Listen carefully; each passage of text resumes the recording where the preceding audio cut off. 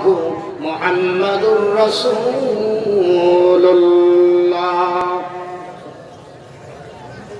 প্রিয় মুসলমান, আল্লাহ তাআলা বলছেন এগুলো সমাজ থেকে শেষ করে দিতে হবে। আর এইটা আমি সারা জীবন বক্তব্য দিয়ে শেষ করতে পারবো না। কথা বলেন না? আলেমরা যত বক্তব্যই দিক, যারা শিরক করছে তারা করবে, যারা কুফরি করছে তারা করবে, যারা বেদাতি করছে তারা করবে। কারণ হলো এইটা বন্ধ করার কোন আইন আমার দেশে এখনো নাই। আইনগুলো যদি থাকতো তাহলে পরে এই যুব সমাজ ডাইনিভাবে যাওয়ার কোন সুযোগ পাইতো না। কথা বলেন ঠিক না? সুতরাং এই জাতীয় আইন দরকার আছে কি ভাই? বলেন তো, কোরআনের আইনের দরকার আছে কি নাই? এর পক্ষে না বিপক্ষে আপনারা? পক্ষের লোকগুলো আল্লাহু আকবার বলে হাত দেখান তো দেখি।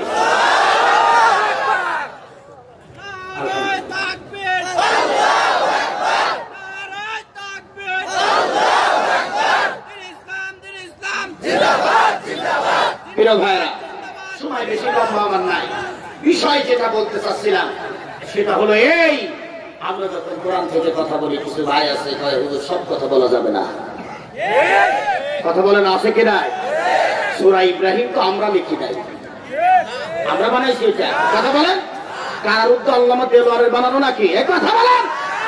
ওই মক্কার ইমাম আব্দুর রহমান সুদাইসি তিনিও বানান নাই, আব্দুল্লাহ বিন বাস বানান নাই।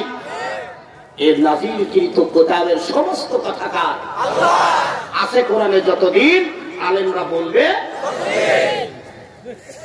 বন্ধ করার জন্য যারা চেষ্টা করি তারা শোনো। ডেনমার্ক বন্ধ করেছিল আযান, ঠেকায় রাখতে পারে নাই। তাকাও চাইনার দিকে, সর্বনাশ, মসজিদ তারা তালা লাগিয়ে দিয়েছিল। যখন অদৃশ্য জীবাণু আঘাত শুরু হইল, ওরা নিজে মসজিদ পরিষ্কার করছে। সরকারি ভাবে ঘোষণা দিয়েছে, ভিতরে যাও মুসলমান, দোয়া করো। আর বাঁচতে পারছিলাম, আল্লাহু আকবার বলা যায় না?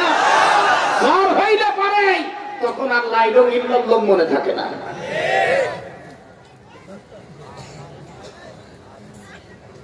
প্রিয় মুসলমানের দলেরা, আল্লাহ তাআলা বলছেন আমার দিন প্রতিষ্ঠা করার জন্য তোমাদেরকে এখন বের হতে হবে। কথাটা কার? আওয়াজ করলে হয় না, জোরে বলেন। হযরত সাদ বিন সালবি রাদিয়াল্লাহু তাআলা, তার থেকে একটা মজার দৃষ্টান্ত আমরা দেখতে পাই, বলবো কিনা বলেন তো দেখি। সাদ বিন সালবি কালো একজন সাহাবী ছিলেন, বিয়ে শাদী করে নাই, যুবক, বাড়ি ঘর কিছুই ছিল না, জায়গা জমি নাই। বিয়ে করে বউটা রাখবে কোন জায়গায়? কে বা তার সঙ্গে মেয়ে দিবে? বিশ্ব নবীর খেদমতে দাঁড়ায় বললেন, ইয়া রাসূলুল্লাহ, ইয়া হাবিবাল্লাহ, আমার কি কোনদিন বিয়ে হবে না? আবেগ কোন বক্তব্য, কোনদিন কি আমার বিয়ে শাদী হবে না? আল্লাহর নবী বললেন, সাদরে, অবশ্যই তোমার বিয়ে হবে।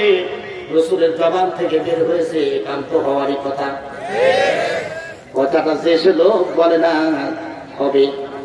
হুজুর কেমনে হবে? বাড়ি নাই, জায়গা জমি নাই, চেহারাও তো ভালো না। আল্লাহর নবী একটি চিঠি লেখালেন। হুজুর নিজ হাতে তো লিখতেন না, লিখে দিতেন সাহাবীরা। নবীজির হাতে এই যে আমার যে আঙ্গুলে আংটি দেখছেন, পুরুষদের জন্য একটা আঙ্গুলে শুধু আংটি করা সুন্নাহ। কেউ আবার দেখি এই হাতে 5টা, এই হাতে 5টা।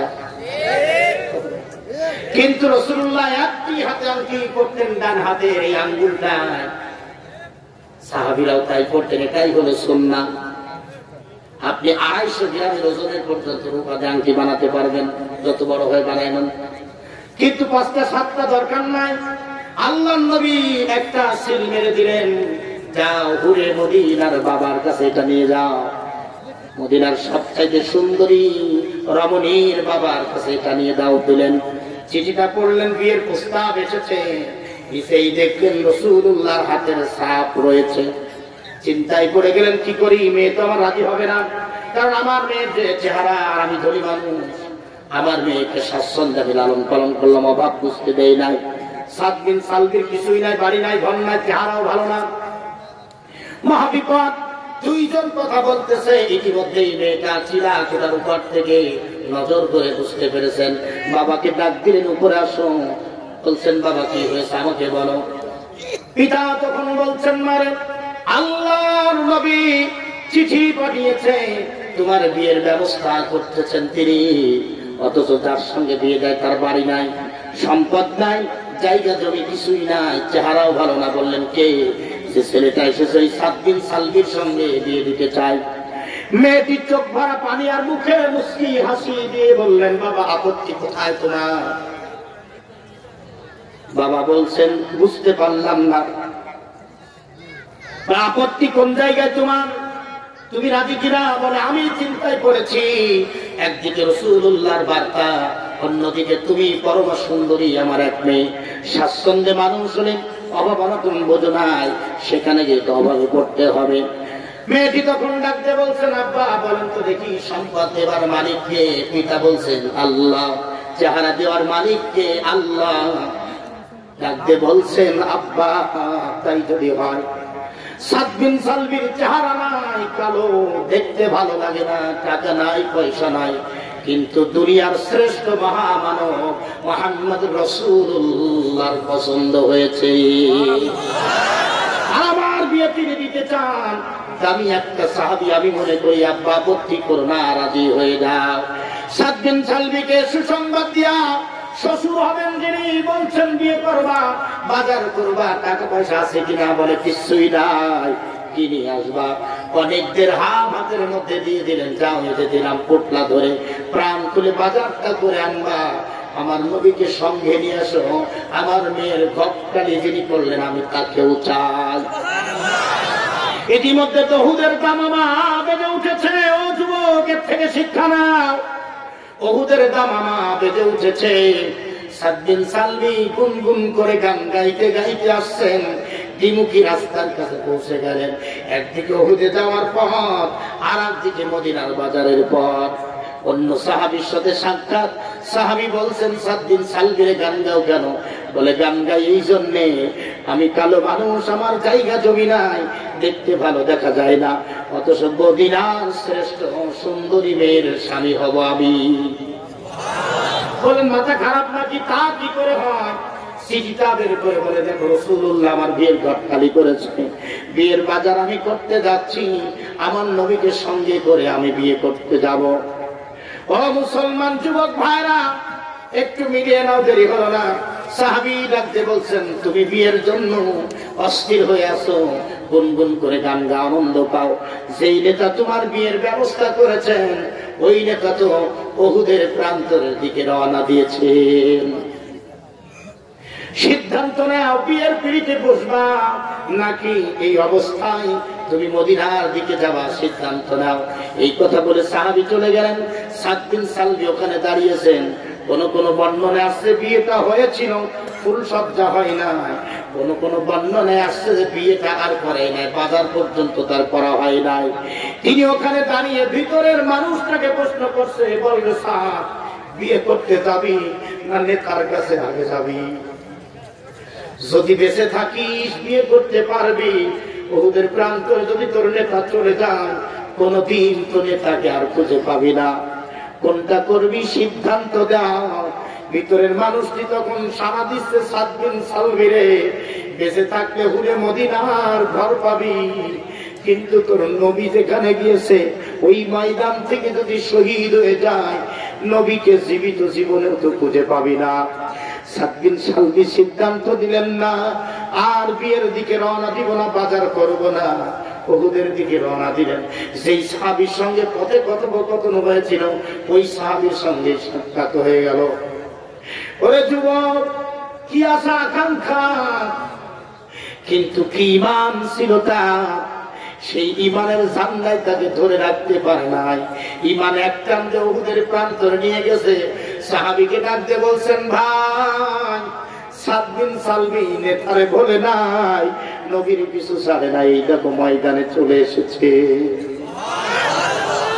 এক পর্যায়ে ময়দান উত্তপ্ত, অনেকগুলি কাফের সৈন্যকে দুনিয়ার থেকে বিদায় করে দিয়ে 7 বিন সালবি শহীদ হয়ে দুনিয়ার থেকে লুটিয়ে পড়লেন।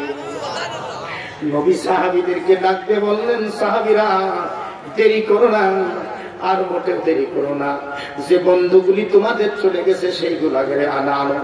দেহ খুঁজে খুঁজে একটা দুইটি নয়, 69 দেহটা প্রথম প্রাথমিক ভাবে গেল, কিন্তু একটা মানুষের লাশ নাই, জীবিত খুঁজে পাওয়া যাচ্ছে না।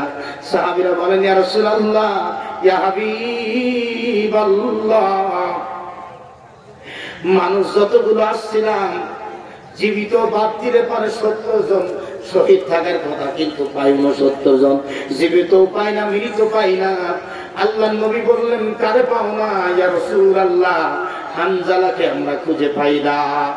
আল্লাহ তাআলা জিবরিল আমিনের মারফতে জানালেন, জিবরিল আর দেরি নয়, তাকাও, আমার হাবিবকে তাকায় দাও। ফরজ গোসল ছিল তার উপরে, ওই ব্যবস্থা ফেরেশতারা করতেছিলেন, যার কারণে জমিনে তখন তার দেহখানা ছিল না।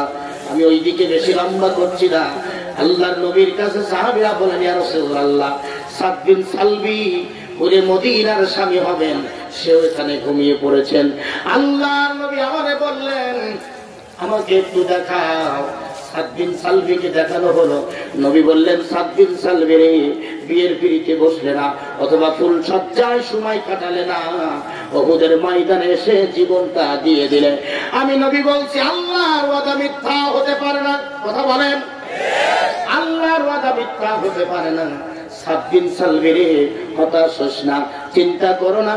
কবরের মধ্যে মাখন করার জন্য সাহাবীদেরকে দায়িত্ব দিলেন, মাত্র কবরের মধ্যে রেখেছেন, এখনো উপরে ঢাকনা দেওয়া হয়নি। আল্লাহর নবী বললেন, একটু আমাকে দেখতে দাও। নবীজি তাকায়া মুস্কি মুস্কি হাসি দিয়ে চোখ ভরা পানি বেরিয়ে গেল। সাহাবীরা রে, তাড়াতাড়ি ঢেকে দাও। কবরটা ঢেকে দেওয়া হলো। সাহাবীরা জিজ্ঞেস করলেন, হুজুর এমন কি করলেন, বুঝতে পারলাম না। নবী ডাকতে বলছেন, সাহাবীরা রে, ঘুরে মদিনাকে বিয়ে করলেন, আমার সাদ বিন সালবির জন্য কত দামি জিনিস দিত তার বাবা। সর্বোচ্চ একটা দামি হার দিত, নাই দু একটা মণিমুক্তর মালা দিত, তাছাড়া তো দিতে পারত না। কিন্তু আমি নজর করে দেখলাম, ওই কবরের ভিতর আল্লাহ তাআলা একটি দুইটি নয়, 70টা হুর পাঠিয়ে দিয়েছেন। প্রত্যেকটা হুরের এক হাতে একটা করে জান্নাত থেকে মালা নিয়ে আসা, আর বাম হাতের ভিতরে মণিমুক্তার ফুল ভরা ছুড়ে দিচ্ছেন তার শরীরে, আর একটি করে মালা গলায় পরিয়ে দিচ্ছেন। আমি আমার সাদ বিন সালবির দিকে নজর করে দেখলাম, আমার সাদ বিন সালবিকে আল্লাহ কবুল করে নিয়েছেন। পুরে মদিনার বাড়ির থেকে কি আর পেত? আল্লাহ তাআলা জান্নাতের ভিতরে তার চাইতে দামি ব্যবস্থা করে দিয়েছেন। ও যুবকের দলেরা, আজকের দুনিয়ার নোংরা পরিবেশটাকে ছেড়ে দাও, সাদ বিন সালবির মতো মন তৈরি করে দাও। আল্লাহি, সাদ বিন সালবি একা জান্নাতের নিয়ামত উপভোগ করবে না, সকল মানুষ করবে, এতে কোনো সন্দেহ নাই। কথা বলেন ঠিক কিনা? যদি তার মতো ঈমান আনতে পারো যুবক, বিয়ে করতে যাচ্ছ, হঠাৎ করে যদি দেখো ইসলামের ঝান্ডা নিয়ে একটি কাফেলা ময়দানে দাঁড়ায়, আপনার প্রান্তরে ঢাকার চিত্র যেতে হবে, ঢাকার স্টেডিয়ামে যেতে হবে, পল্টনের ময়দানে যেতে হবে, আল্লাহর গোলামেরা আউটার স্টেডিয়ামে চিটাগাঙে যেতে হবে, মিউনিসিপাল ময়দানে যেতে হবে, রজবালি প্যারেডে যেতে হবে, গোটা বাংলায় যুবকদের বেড়াতে হবে, আল্লাহর কোরআনকে বিজয়ী করতে হবে। ওই সময় মায়ের ভালোবাসা, বাবার ভালোবাসা, ভাই বোনের ভালোবাসা, সন্তানের ভালোবাসা, স্ত্রীর ভালোবাসা ত্যাগ করে ময়দানে দাঁড়াতে হবে রে যুবক। সাদ বিন সালবির মতো বিয়ের পিড়িতে না বসে এ যুবক শ্বশুর বাড়ি দরকার নাই, ফুল সজ্জা বাদ দিতে হবে, ইসলামী তাওহীদি কালেমার পতাকা আকাশের দিকে উড়াতে হবে। ও যুবক, বলো কারা কারা রাজি আছো? আল্লাহু আকবার বলে হাত দেখা।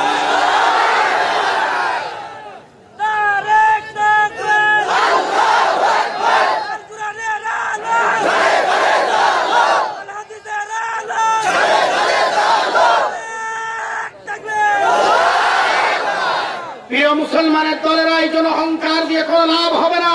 কোন নাস্তিক মুরতাদের অহংকার মুসলমানরা কোনদিন পিছপা হয় নাই, কমে যায় নাই, চিন্তার কোন কারণ নাই। আগামী দিন এই অন্ধকার প্রমাণ করছে কোরআনের জন্য সূর্য উদয় হবে। কথা বলেন ঠিক কিনা?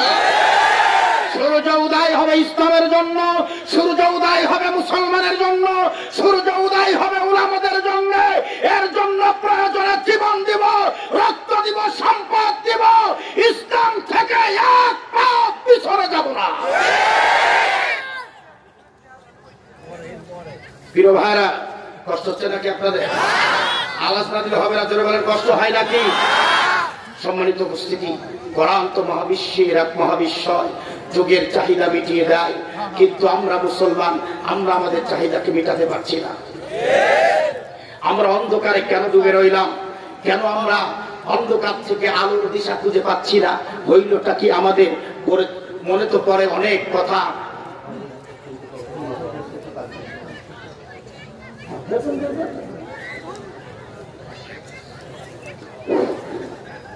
নারায়ে তাকবীর, নারায়ে তাকবীর। এমপি সাহেবের পক্ষ থেকে মাসুদ ভাইয়ের আগমন, এমপি সাহেবের পক্ষ থেকে মাসুদ ভাইয়ের আগমন। পরমাণিক পাড়ার পক্ষ থেকে, পরমাণিক পাড়ার পক্ষ থেকে নারায়ে তাকবীর। আলহামদুলিল্লাহ, আজকের আমাদের সম্মানিত প্রধান অতিথি পাবনা গণমানুষের নেতা জনাব গোলাম ফারুক প্রিন্স এমপি সাহেব পাবনা পাস, তিনি ব্যস্ততার কারণে, আমি এসে শুনলাম সম্ভবত তুমি পাবনাতে নাই, থাকলে হয়তো হাজিরা দিতেন। অনেক মাহফিলে বা সাক্ষাৎ হয়েছে, কিন্তু একেবারেই ভুলে যায় নাই। প্রতিনিধি পাঠিয়েছেন পিএসকে, খুশি হন নাই আপনারা? সর্বনাশ, মনে হলো মশা মরিয়ে গেল সব। কথা বলেন। আমি আলোচনা একেবারে শেষের দিকেই নিয়ে চলে আসছি, কারণ আমার একটা সময়ের নির্ধারিত অঙ্ক আছে, সে অঙ্কের দিকে তাকিয়েই আমাকে কাজ করতে হচ্ছে। সুতরাং আপনারা ধৈর্যের সাথে বসেন, কিছুক্ষণের ভিতরেই হয়তোবা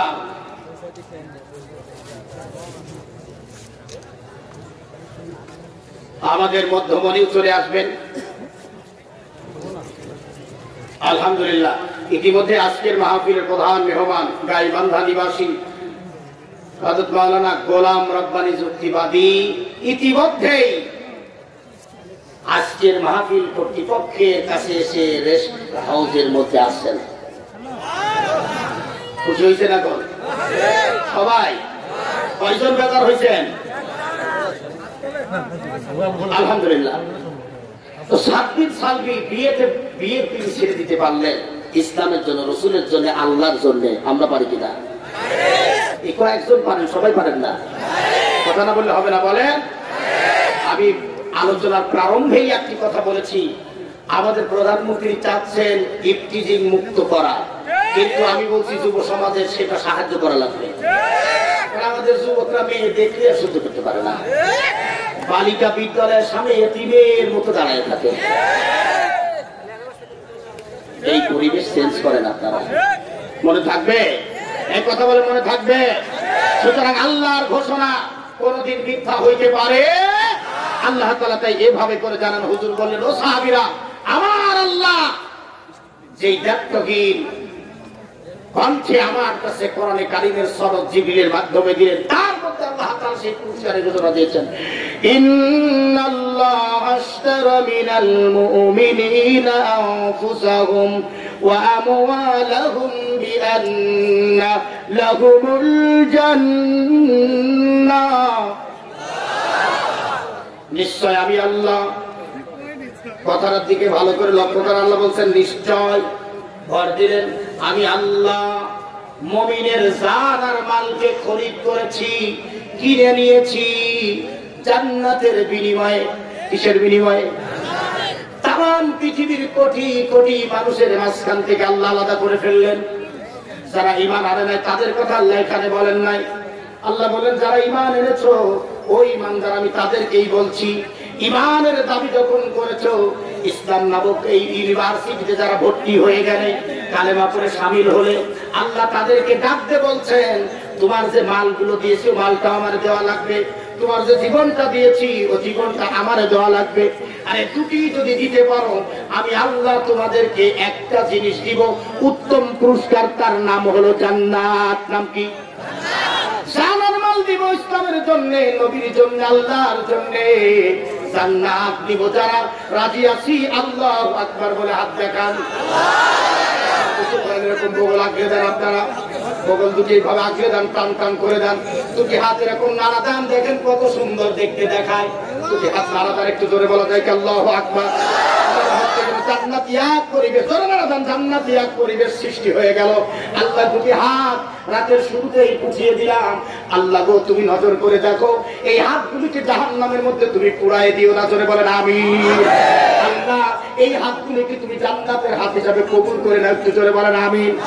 অতঃপর কোরআন থেকে যে সামান্য তথ্যটা দিলাম, আজকে থেকে শিরক করব না, কুফরি করব না, বেদাতি করব না, ইফতিজিন করব না, জিনা ব্যভিচার করব না, ওয়াদা দেওয়া যাবে কি?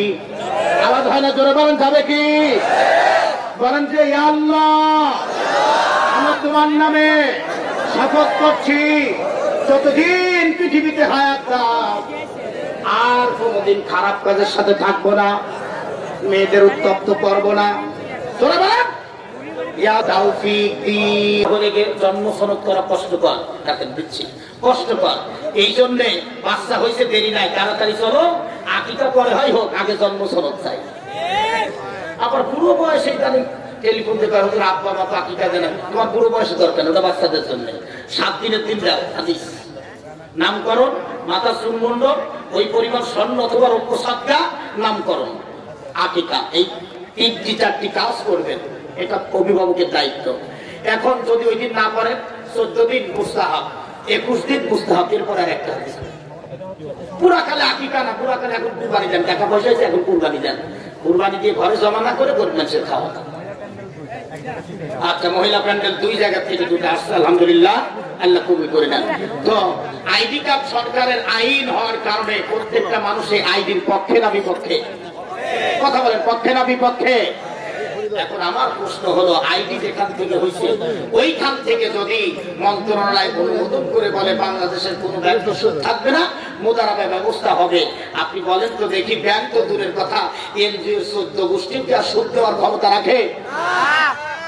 ওইখান থেকেই যদি নামাজের বিল করে দেওয়া হয়, আমাদের পাবনা নিউ মার্কেট, হাজি মার্কেট, হুমায়রা মার্কেট, তারপরে যত মার্কেট আছে 7 স্টার সহ, একটা মার্কেটের দোকানে তালা লাগবে না, দেখবেন খলিফা মসজিদ সহ আরো যত মসজিদ আছে শহরে জায়গাই হবে না। 100% মালিক কর্মচারী নামাজি হয়ে যাবে, কথা না বললে হয় না। একটা রায় দরকার। এই জন্য আমি আমার দেশের প্রধানমন্ত্রীর কাছে আকুল আবেদন, আজকে সাংবাদিকরা হয়তো এখানে আছে, আপনারা বার্তাটা পৌঁছে দেন সদিচ্ছা নিয়ে, যে আপনার হাত দিয়ে দেশ যেভাবে আগায় দিচ্ছেন ওইভাবে ইফতিজিং বন্ধ করার জন্য যেমন প্রক্রিয়াটা কোরআন দিয়ে একটু আগায় দেন। একটা বিচার খালি ওই স্টেডিয়ামের মাঠে করে ওই সৌদি আরবের মতো দেখান, দেখবেন যে যুবকরা নাইট প্রসাব বন্ধ করে ফেলবে। আমাদের মেয়েরা ধর্ষিতা সহজে হবে না, কথা বলে না। আল্লাহ তাআলা আমাদের বোঝার তৌফিক দেন। সর্বশেষ গল্পটা হলো এই, এত ওয়াজ শোনার পরে সকালবেলা সুদ খাবেই মানুষ, মাদক সেবন করবে, ইয়াবা, বাবা, ডাল, আমার রাস্তায় চলে গেল। আমার এই ছোট্ট হাত দিয়ে বাংলাদেশের বিভিন্ন জায়গার মানুষ আমার অ্যাকাউন্টে টাকা পাঠিয়েছিল, ওই যে রোহিঙ্গা মুসলিমদের দেওয়ার জন্য। ওই পরিবেশে 15 লক্ষ টাকা আমি বিতরণ করেছিলাম এই হাত দিয়ে, দুটো হাত দিয়ে। আমি 3 মাস সেখানে গেছি। তারাও আমাদের দেশে এখন ঘোলাটে করতে চাই, আবার ব্যবসা করে। আমি হতাশ হয়ে যাই, তোদের এত ভালোবাসলাম, তোরা আবার সেই মাটিতে অবৈধ ব্যবসা চালাস।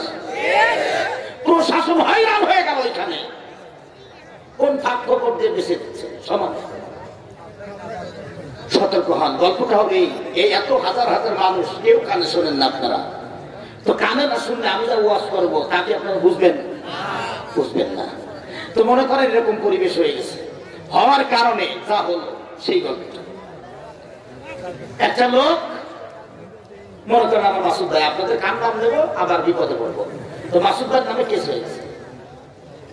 কেস হলে যদি ওয়ারেন্ট হয়, পুলিশ খোঁজে, ওনাকে খুঁজে বেড়াচ্ছে, মহল্লা ছেড়ে বাড়ি ছেড়ে না। ছোট্ট মাঠ আপনাদের বাড়ি দিলেই ওই মহল্লা এবং বাড়ি কোনটা, হঠাৎ করে একটা লোকের দেখা হলো গরু নাঙ্গল চাষাবাদ করতেছে। চিন্তা করলো, যাই জিজ্ঞেস করে আসে, বললো ভাই ওই যে মাসুদ এমপি সাহেবের পিএসের এই মহল্লায় থাকে, ওর নামে কেস হয়েছে, তো বাড়ি কোনটা দেখা তো আমরা বাড়ি ছিলি না। লোকটা তখন চিন্তা করলো আমার তাজা মোটা গরু দেখে মনে হয় পুলিশ মনে করতেছে চুরি করছি। বলে স্যার যা মনে করছেন তা নাই, গরু আমি চুরি করি নাই, আমি কিনি নাই, এটাও ঠিক আছে। গরু দুটো দিয়েছে আমার শ্বশুর।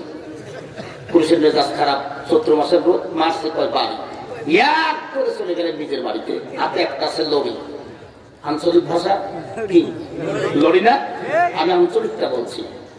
এইটা নিয়ে স্ত্রী রান্না করতেছিলেন তরকারি, পিছন দিক থেকে সাপ পিটা বাড়ি। স্ত্রী চিন্তা করলো লোকটা এতদিন বিয়ে শাদী করছে, ছেলে মেয়ের বিয়ে দিবা খুব বড় হয়ে গেছে, কোনদিন খাবারের বুঝলাম না, আজকে তো রান্নাই শেষ হইল না, তা বুঝলো কি করে যে খাবারের টেস্ট হয় নাই।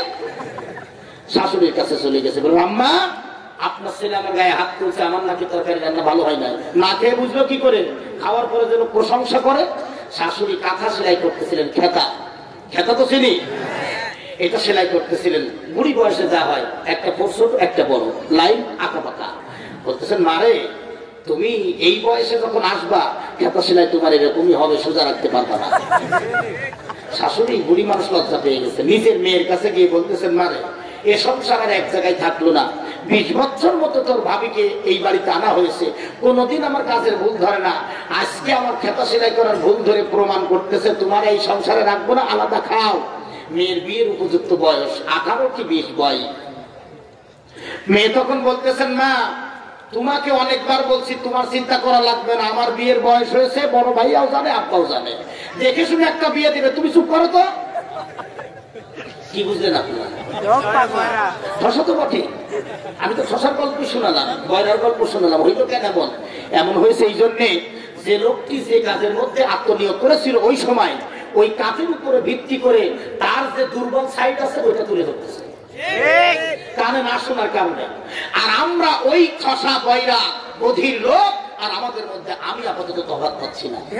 কারণ হলো এই এত ওয়াজ শোনার পরে বাংলাদেশে আমার তো 600 মাহফিল একদিন হয় আমার জানা নাই, কারণ গোটা দেশের খবর রাখতে পারি না, পাবনা জেলায় কয়টা তাই তো জানি না, থানায় কয়টা তাই তো জানি না। এত কোরআন শোনার পরেও আগামীকালকে যারা সুদের ব্যবসা করে ওরা সুদের টাকা গুনবে, যারা ঘুষ খায় ওরা ঘুষ খাবে, যারা জেনা ব্যবচার করে ওরাই কাম করেই যাবে। কথা বলে ঠিক না? সুতরাং এই ওয়াজটা করে আমাদের লাভ হইলটা কি, ফায়দাটা কি? ফায়দা হয়েছে দুইটা পক্ষে। এক হলো আমরা যারা আলোচক পকেট ভারী, আর কমিটির মসজিদ মাদ্রাসা বানানোর জন্য কিছু দরকারি বস্তু, তার নাম টাকা। এই দুইটা পক্ষের। আর এইখানে খাস করে যারা কোরআন বুঝে আমল করার জন্য আসছে এদের লাভ হয়ে গেছে। এই চরিত্র চেঞ্জ করে ফেলেন, সুদ খাইতেন আর খাবেন না, ঘুষ খাইতেন আর খাবেন না। কষ্ট হচ্ছে নাকি আপনাদের? এই কথাগুলো মাথায় রাখবেন। ইমাম ভালো, রাসূলুল্লাহ ভালো, 40 বছর কাফেরদের কাছে কালেমার দাওয়াত দিলেন, রাসূল ভালো না। মসজিদের ইমাম ভালো, যেই সুদের ওয়াজ করে সভাপতির মাথায় ঠাটা পড়ে, বজ্রপাত হয়। সভাপতি চিন্তা করে আমার ছেলে সুদের ব্যবসা করে, হুজুরটা বলার কে? যেই ঘুষের ওয়াজ করছে সহসভাপতি চাকরি করে নিজেই সরকারের অফিস থেকে, সরকার বেতন দেওয়ার পরে উনি খুশি হয় না, ক্লায়েন্টদের কাছ থেকে টাকা চায়। এরপরে যেই দুর্নীতির কথা বলছে, ক্যাশিয়ার চিন্তা করছে আমার কাছে টাকা পয়সা থাকে, আমার শহরের দোকানে আমি সেই টাকা খাওয়াই, উনি তো জেনে গেছে, কিন্তু বলছে তো কোরআনের কথা। ৪র্থ নম্বরে পর্দার কথা বলছে, সেক্রেটারি মেয়েও পর্দা করে না, ছেলে তারপরে স্ত্রী পর্দা করে না, ও না মাথায় বজ্রঘাত করছে, রাতের বেলা সিদ্ধান্ত নিল, 4 জন বসে দেখছো আমাদের বিরুদ্ধে লাগছে। কিন্তু ডাক্তার রোগ নির্ণয় করে চিকিৎসা দেয়, আলেমদের দায়িত্ব হলো সমাজের যেই কাজের কারণে সমাজ খারাপ হয়ে যায় এই কাজগুলো মানুষকে স্মরণ করে দিয়ে সঠিক রাস্তা দেখায় দেওয়া। ডাক্তারের উপরে কোনোদিন রাগ করলেন না রোগ ধরার পরে, হুজুর আপনার দিনের রোগ ধরছে, আপনার রাগ হয় কেন? ডাক্তারকে যেমন আপনি প্রশংসা করছেন তেমন এই আলেমকে প্রশংসা করে হাতে একটা চুমু দিয়ে দেন, ওখানে হাদিসের আমল করেন, আর বলেন আমার মধ্যে আরো ত্রুটি আছে, কোরআন দিয়ে আমাকে সংশোধন হওয়ার একটা সুযোগ করে দেন, আমি ইসলাহ হতে চাই। আল্লাহু আকবার। প্রিয় ভাইরা, এই জন্য আমি আপনাদের খেদমতে বলছি, আমরা সঠিক যদি হতে চাই তাহলে কোরআনের বিকল্প কোনো পথ নাই। তো সিদ্ধান্ত নিলেন ভোরবেলায়, যেই লোকটা জীবনে ফজরের নামাজে আসে না, ফজরের নামাজ চলে আসছে, 4 জন একসাথে সালাম বিনিময় শেষ হয়ে গেছে নামাজের। সভাপতি দাঁড়াই বলতেছেন, ইমাম সাহেব আমি দুটি কথা বলতে চাই।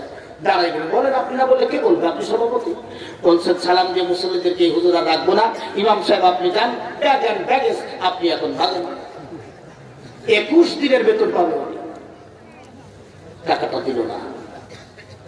আপনি মনে করছেন রিজিকের দায়িত্ব আপনি সভাপতি মোতালে আপনার হাতে, রিজিকের মালিককে বলে ওয়া মিন দাব্বাতিন ফিল আরদি ইল্লা আলাল্লাহি রিজকুহা। পৃথিবীতে এমন কোন বিচরণশীল জীব নাই যার রিজকের দায়িত্ব আল্লাহ রাব্বুল আলামিন তার হাতে তুলে নেয় নাই। সমুদ্রের নীল তিমি সমুদ্রের অতল গহ্বরে বাচ্চা যখন দেয়, বিজ্ঞানীরা বলেছেন এই নীল তিমির আল্লাহ তাআলা দুধের ব্যবস্থা করেছেন বাচ্চার খাওয়ানোর জন্য। এই দুধের জন্য পৃথিবীর কোন মন্ত্রণালয়ের কাছে তারা আসে নাই, খাদ্য মন্ত্রণালয়েও যায় নাই, অর্থ মন্ত্রণালয়েতেও যাইতে হয় নাই। এই দুধের ব্যবস্থা করেছেন কে? পরিমাণটা আপনার গাভীর দুধের মতো আধা মণ 1 মণ নয়। দৈনন্দিন তিমির বাচ্চার দুধ লাগে 50 থেকে 60 মণ। এই দুধের ব্যবস্থা করছেন কে? সবাই একযোগে বলেন এই দুধের কে ব্যবস্থা করলেন? কে? আল্লাহ তাআলা সমুদ্রের তলদেশে তিমির বাচ্চাকে 50 থেকে 60 মণ দুধ রিজিক দিতে পারেন। ওই আল্লাহ তাআলা সৃষ্টির সেরা জীব আশরাফুল মাখলুকাত, তার রিজিক বন্ধ করার ক্ষমতা দুনিয়ার কোন শক্তির ক্ষমতার কারণ না।